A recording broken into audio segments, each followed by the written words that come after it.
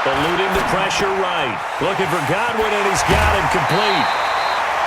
17 yards on the play and a Buccaneer first down.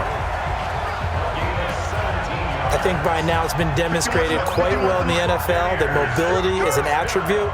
But when you couple it with accuracy, you've really got something going. Able to get outside the pocket and complete the pass. On 1st and 10, Winston. Forced out to his left. And he just gets rid of it. Throws it away. The wise move there. Looked like nobody open. Now 2nd down.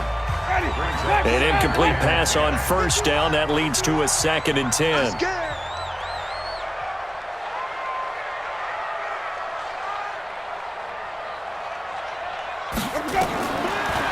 Winston. Incomplete. And now offensively it's 3rd and 10, and I'm just thinking to myself, actors always say, what's my motivation before a big scene? Right now the play caller's thinking, what have I done before that's worked well that I can go to right now? Yeah, because they were pretty successful in the first half scoring points. Haven't done anything so far here in the second half. The decision to tuck and run gets him 3, but that's not enough. Now it's 4th. And, partner, I would guess that in his headset he was hearing from his coach, it's 3rd down, don't take a sack. And in this case, he's able to avoid the pressure and get out of there. He doesn't get the 1st down, but he does turn a possible loss into positive yardage. The field position game, such an overlooked facet, Charles, of an NFL game, but this offense, they're going to be pinned back. What an ideal punt. An ideal punt, and it leads to that term complementary football, because them doing that puts their defense in a great spot, doesn't it? Gives them a chance. If they want to be aggressive, try and maybe get a safety out of this whole thing, it puts them in that position. On 2nd down, Johnson. And he was very fortunate there to get out of his end zone. He maybe got back to the 2-yard line. Call it no gain on the run there, and now they'll be looking at a 3rd down. Well, let's go ahead and detail this situation here. 3rd and long coming up. Back near your own goal line, I would be very hesitant about throwing the football in this situation. Maybe just run up the middle? Yeah, I think that might be the spot for them. You got to try and find some space for your punter because you don't want him backed up where he has to alter what he does. Well, just like you said, they've got the lead, don't do anything silly, run the football, and that's what they did. They would have liked to have created a little more room for their punter, but he'll take what they gave him, and he'll go out there now and try and get the ball off and help his defense. Here's Sam Martin now as he's on to punt for Detroit. And he's able to get it out of there, and this is a pretty good kick. That's taken on the 25. Give him 11 yards that time on the return, and the Bucs will get ready to go on offense. A look at Jameis Winston now as he gears up to lead this offense again. How do you think he personally is evaluating his game so far? He was pretty good in the first half, been good so far here in the 3rd quarter. He's got to like it, right? Not looking for the dramatics here. Not trying to set the world on fire in terms of stats. It's almost like you're driving. Hands at 10 and 2, alert for anything out there, watching for trouble on the road, and making sure you get the team home. The bus driver. See if he can drive the bus here again on this drive. So the ball moves into Lion territory now. Here's 1st and 10 at the 39-yard line.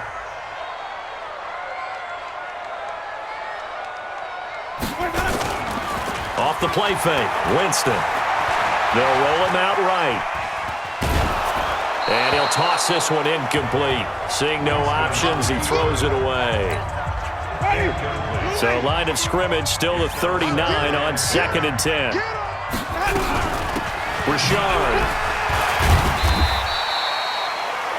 2 yards on the carry there, and it's going to lead him to 3rd down.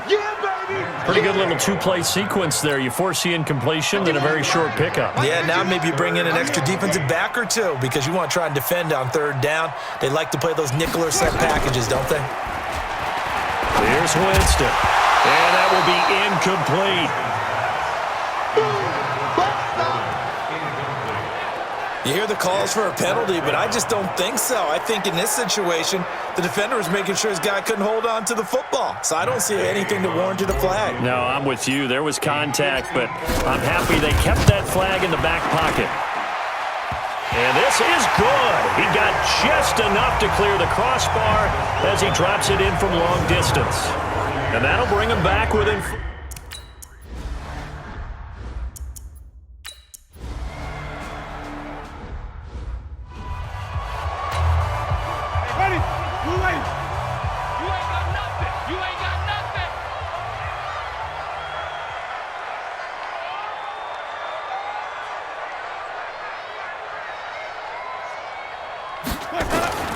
A first down throw for Winston.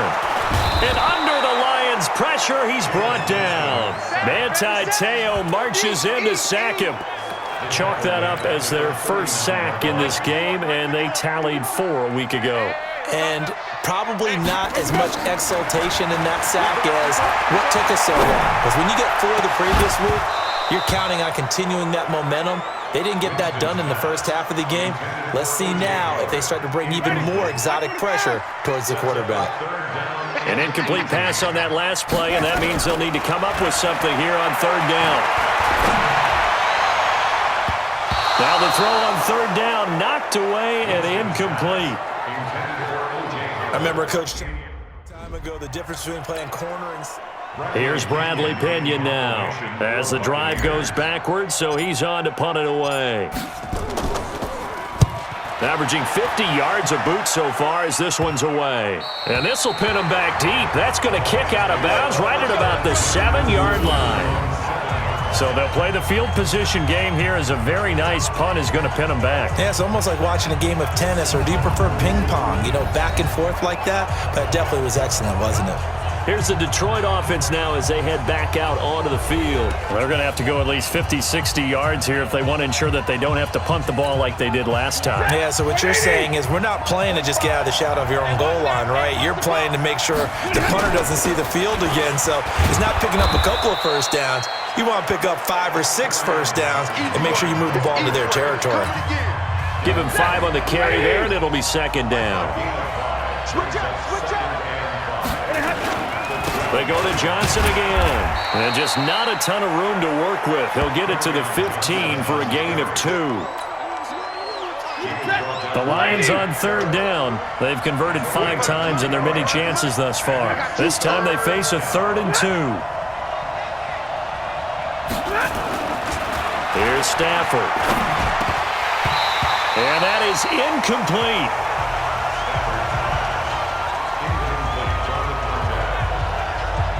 Perhaps they overthought this one a little bit. They've been running it real well on this drive, and it was 3rd and short, okay? They decided to throw the football incomplete. Yeah, they might have thought just a little bit too hard about that play selection. Take it at the 37.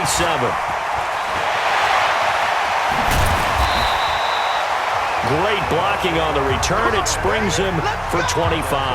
And the Buccaneer offense will be set up well as they take over.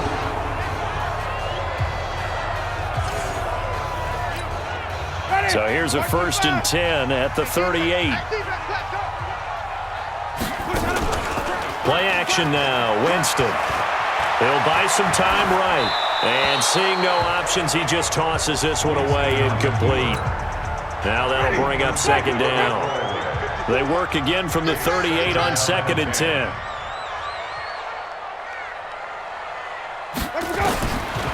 To throw, Winston.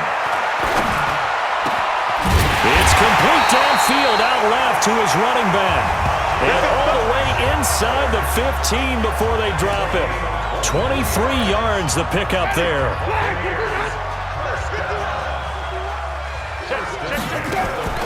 On the draw, Richard. And he is going to be stopped cold behind the line of scrimmage. A loss of 2 there, 2nd down. But keep in mind, if you're thinking of staying on the ground, this is a top 5 rush defense. Yeah, but I don't think you shy away totally with the run. At least show them the hint of a run before you decide to throw the football. He'll try and run it. He'll wind up getting 4 there on his own, but it will leave him now with a 3rd down situation. They brought the blitz that time, and I thought they were going to get to him, but instead, he flipped it on its ear and ended up picking up positive yardage. I thought he was dead to rights, but you are exactly correct, sir, able to turn that into a positive gain. Meanwhile, on 3rd down, they take a shot at the end zone, but it's incomplete. This goes to the goal line. You got to be very careful with the offense calls rub routes. When I call a pick trying to screen you off from your coverage, does a nice job of avoiding that and helping force an incompletion. So with that field goal, this one's now back within a few.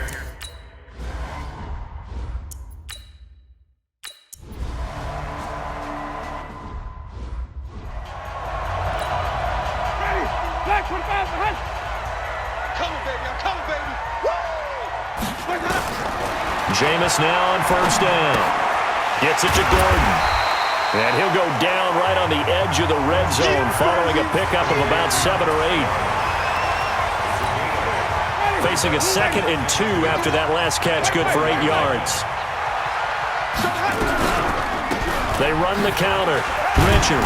And he's stopped after a gain of 1. Not enough. Still a yard to go on 3rd down.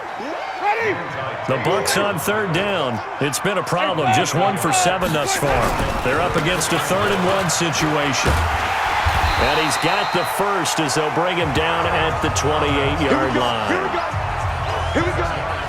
That right there, a good sign for a team that's had trouble converting 3rd down so far this year. They're in the bottom 5 in the NFL, but they come through there. Yeah, and I bet if we put our guy Marvin on the case and say, Marvin, tell us where they rank on 3rd and what, right? I bet they're in the top 5 in the league on 3rd and 5, 3rd and 6, 3rd and 7 or more, because that's how you end up not converting. Just too much yardage to pick up on 3rd down. And there they went crossing route against the zone defense. What do you think of that? It takes real coordination between the passer and the receiver because you've got to read those zones and where the open spots are and be on the same page with the guy throwing the football. Because sometimes you're throwing it in front of the zone. Sometimes you're throwing it between the zones. Sometimes the receiver's going to just kind of find a spot and what we call sit down and present himself to the quarterback and throw it there. It's a tough read, but when they're in sync, it's really effective. First down, Tampa Bay there, a gain of 13. So with a yardage on that completion, he's now right at exactly 300 yards on the game. And isn't that the magic number you get, all right, 300? That means it's going to go on a commemorative football to put on your mantle when they give you the game ball if your team wins. So much confidence flowing through him right now, throwing the football. I think it's permeated itself throughout the entire team. They feel good about what they're doing.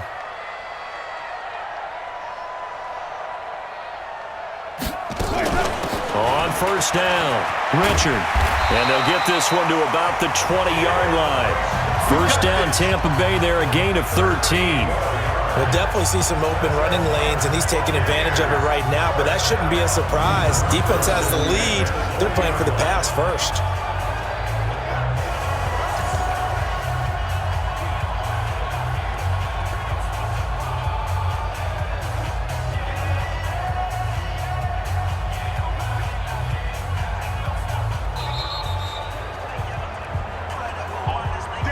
Fourth quarter, 2 minutes on the clock in a tight one-point game. So it's Buccaneer football as we welcome you back. They've got a first down in field goal range already. And he'll take it down here just shy of the 15 at the 16-yard line. The tackle made there by Jared Davis. I like the call there because that was one to take time off the clock and get them closer to getting out of here with a W. In the mind of the play caller, all you want to hear is tick, tick, tick. 49, check 49, check 49.